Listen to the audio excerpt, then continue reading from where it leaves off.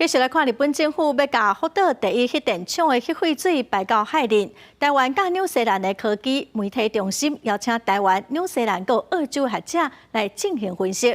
国外学者看法是真乐观哦。原能会之前是表示讲，小部分的核废水一冬后会流来台湾，其他大概要等3冬到4冬后才会流过来台湾。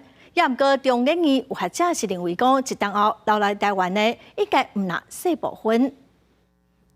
福岛第一核电厂产生大量核废水，经过 APS 处理了后，有个热天排放海中。下早日一场线上记者会，澳洲阿德莱德大学学者指出，处理水的氚含量远比世界卫生组织饮用水安全标准较低，就算排入海中，伊嘛敢食鱼啊。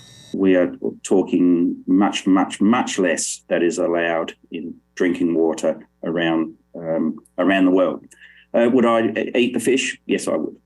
另外一个辐射生物专家纽西兰学者克罗夫切克是指出，目前还无有文献显示氚的致癌的关联。伊认为氚水的健康影响非常小，排入大海算唔是上歹的选择。We always have options to think of what we can do, and I think the release into the ocean is probably, with the dilution and the ALPS processing, is the least bad option.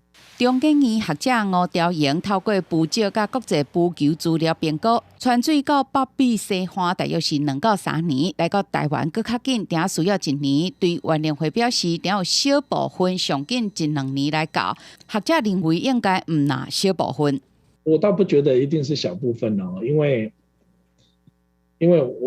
我们去跑操场的话，那有些比较聪明，他都跑内圈啊，那比较快啊。海洋除了扩散，还有平流向，流动的会比扩散来得快。